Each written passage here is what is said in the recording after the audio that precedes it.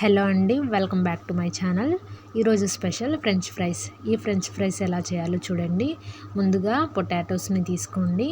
పొటాటోస్ని peel తీసేసి బాగా శుభ్రంగా కడగండి. ఇప్పుడు ఈ పొటాటోస్ని స్లైసెస్ లాగా ఇక్కడ నేను చూపిస్తున్న విధంగా అయితే కట్ చేయండి. ఇలా స్లైసెస్ లాగా నిలువుగా ఈ సైజులో అయితే కట్ చేయండి.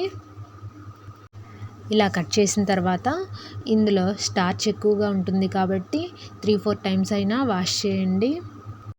వాష్ చేసిన తర్వాత ఒక బౌల్లో వాటర్ తీసుకొని అందులో ఈ స్లైసెస్ని వేసి అందులో ఐస్ క్యూబ్స్ని కూడా వేసి 5 minutes ఉంచండి. ఇప్పుడు స్టవ్ మీద వేరొక బౌల్ పెట్టి అందులో వాటర్ పోసి అందులో ఈ పొటాటో స్లైసెస్ని వేసి ఒక 50% వరకు అయితే వీటిని ఉడికించండి.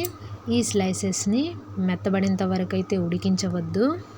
ఒక 50% వరకు మాత్రమే వీటిని ఉడికించి ఒక బౌల్లో తీసుకోండి. చూసారు కదా, వీటిని నేను 50% వరకు మాత్రమే వీటిని ఉడికించాను. ఇవి మరీ సాఫ్ట్గా లేవు, మరీ హార్డ్గా లేవు.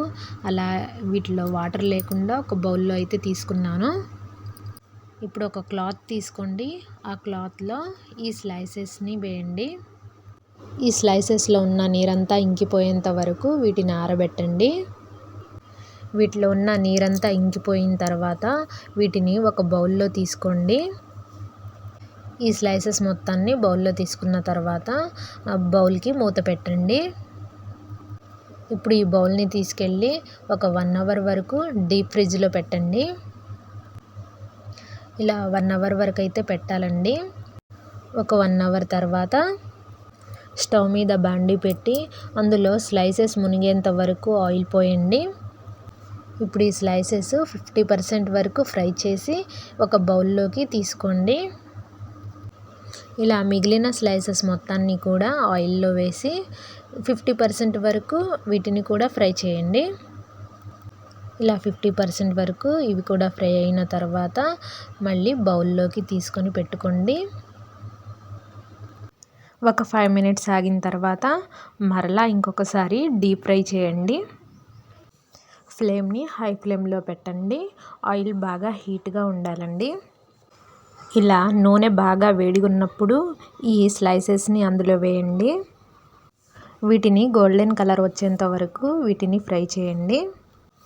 ఇలా మధ్యలో ఒకసారి అటు ఇటు టర్న్ చేస్తూ ఉండండి. చూశారు కదా, గోల్డెన్ కలర్లోకి అయితే చేంజ్ అవుతున్నాయి.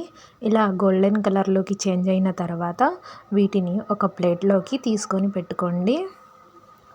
అలాగే మిగిలిన స్లైసెస్ని కూడా వేసి ఇవి మొత్తం కూడా గోల్డెన్ కలర్ వచ్చేంత వరకు ఇలా డీప్ ఫ్రై చేసి ఇలా ఆయిల్ లేకుండా ఒక ప్లేట్లోకి తీసుకొని పెట్టుకోండి.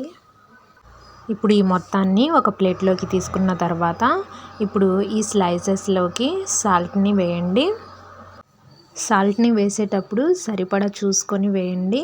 ఎక్కువ సాల్ట్ని అయితే వేయకండి. అలాగే మీ దగ్గర కొరియాండర్ పౌడర్ ఉంటే కనుక కొరియాండర్ పౌడర్ని కూడా పైన చల్లండి. ఇప్పుడు ఈ స్లైసెస్ని స్లోగా ఇలా కలపండి.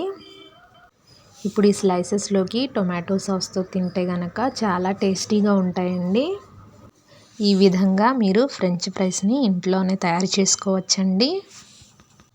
ఇందులో ఎటువంటి పిండి కలపకుండా మనం ఇంట్లోనే చాలా హెల్తీగా తయారు చేసుకోవచ్చండి. పిల్లలు ఎంతో ఇష్టంగా తింటారు. Thanks for watching.